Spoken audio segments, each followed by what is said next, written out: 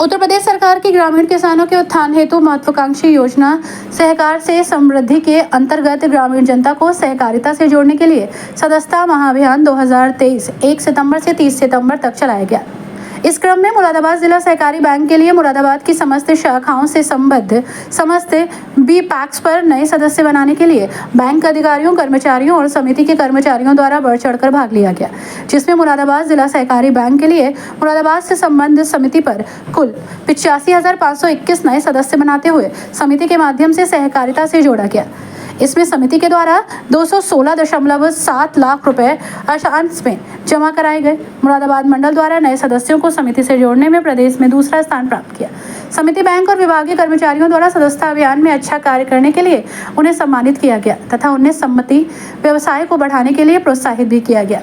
इस हेतु उनके सम्मान में जिला मुरादाबाद के पंचायत भवन में शुक्रवार को इफ्को और मुरादाबाद जिला सहकारी बैंक के लिए मुरादाबाद द्वारा संयुक्त रूप से सम्मान समारोह आयोजित किया गया, जिसमें इफ्को द्वारा अपने नैनो यूरिया और अन्य लाभकारी उत्पादों के बारे में विस्तृत रूप से जानकारी दी गई।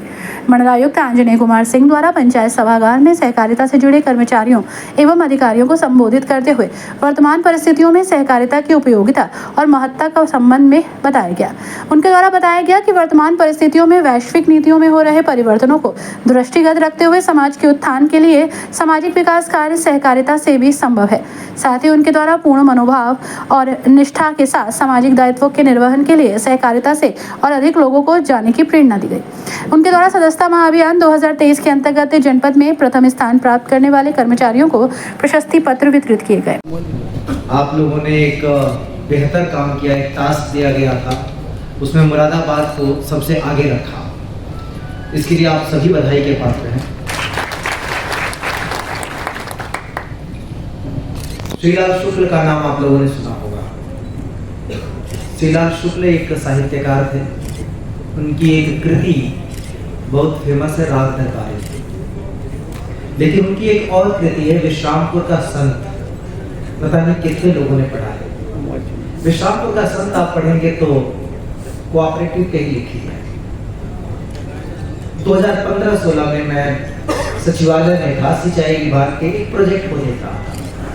वहां पे मेरे साथ सहकारिता के अपर निबंधक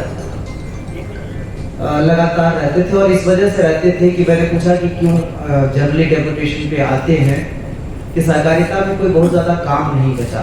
वरुण मिश्रा भी तब मेरे साथ थे, इसमें वरुण मिश्रा। तो वो दौर था और अभी आज का दौर है। सहकारिता क्यों जरूरी है? अब तब से लेकर अभी तक एक लंबी प्रगति की है और अब हम एक पॉजिटिव डायरेक्शन की तरफ मुड़ चुके हैं। सहकारिता का जिस समय की बात कर रहा हूं, चाहे वो विश्रामपुर का संत की मैंने बात की या अपने अनुभव की बात की, तब से लेकर अभी तक जो रोल है, जो भूमिका है, वो तब भी था और अब भी है। बस आपके दृष्टिकोण में बदलाव आया है। एक्चुअल में सहकारिता क्यों है? सहकारिता को जरूरी क्यों है सहकारिता? क्योंकि सहकारिता हमारे समाज के लिए बचाव है। अगर समाज साहूकार से सहकार की तरफ नहीं बढ़ेगा तो हमेशा कुचक्र में फंसा रहेगा। और जो आप काम कर रहे हैं वो साहूकार से सहकार की तरफ बढ़ाना है। साहूकारिता सिस्टम ने बहुत नुकसान किया, कुछ लोगों का फायदा किया, लेकिन ज्यादातर जो गरीब थे उनका नुकसान किया। तो जो सहकारिता आई वो साहूकार से बचाने के लिए, संयोग से हम उसको वो गति नहीं दे पाए। आज के दौर में सहकारिता क्यों प्रासंगिक है?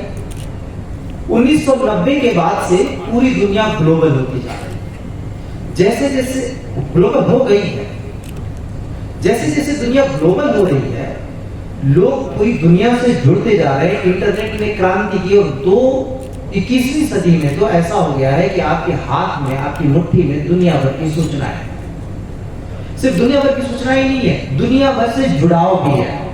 कोई दुनिया के किसी कोने में कोई बड़ी सी छोटी सी कोई घटना होती है, तुरंत आपके पास आ जाती है। इस तरह से संयुक्त आयुक्त और संयुक्त निबंधक मुरादाबाद मंडल मुरादाबाद द्वारा नए सदस्यों को बनाने में किए गए योगदान हेतु कर्मचारियों का धन्यवाद करते हुए नए सदस्यों से जमा कराए गए अंशधन से बैंक और समिति को होने वाले लाभ के संबंध में अवगत कराया गया, जिसमें उनके द्वारा बताया गया कि समिति द्वारा जमा कराए गए अंशदान की धनराशि से समिति का CRAR समिति की उधार ग्रहण क्षमता में वृद्धि होगी और समिति और अधिक लोगों को ऋण उपलब्ध करा सकेगी। समिति की लाभप्रदता तथा व्यवहार्यता हेतु अति आवश्यक है। साथ ही उनके द्वारा जनपद की बंद समितियों में व्यवसाय पुनः आरंभ करने हेतु निर्देशित किया गया। उसकी रूपरेखा तैयार करने के लिए जनपदीय अधिकारियों को निर्देशित किया गया। हमारा 1 सितंबर से 30 सितंबर तक सहकारिता महासदस्यता अभियान चल रहा था, जिसमें हमारा मंडल पूरे प्रदेश में दूसरे स्थान पर रहा। चूँकि 1 महीने इन सारे हमारे कर्मचारियों ने बहुत मेहनत किया, बहुत लगन दिन रात उससे काम किया, तो आज ये सम्मान का समारोह किया गया इनके लिए। और आगे जो हम सदस्य बनाए हैं उनको हम किस तरीके से समितियों का लाभ दें, कैसे उनको ऋण वितरण किया जाए, इस संबंध में चर्चा के लिए यहाँ पे ये सबको बुलाया गया है, ये कार्यक्रम रखा गया है। क्या उद्देश्य रहेगा आगे और मतलब क्या उम्मीद रखते हैं? हमारा उद्देश्य ये है कि जितने भी किसान भाई हैं उनको ज़रूरत की जितने भी चीज़ें हैं वो सब सहकारी समितियों के माध्यम से उपलब्ध कराया जाए। जैसे कि हमारे पैक्स जो हैं वो 3% पर ऋण वितरण कर दी है, तो उस 3% पर और कोई बैंक नहीं करता है, तो इसका लाभ हम ज़्यादा से ज़्यादा किसान तक पहुँचाएँ, ये हमारा पहला उद्देश्य है। इस मौके पर जिला सहकारी बैंक के अध्यक्ष विजय भान सिंह आदि जिला सहकारी बैंक के कर्मचारी और अधिकारी मौजूद रहे।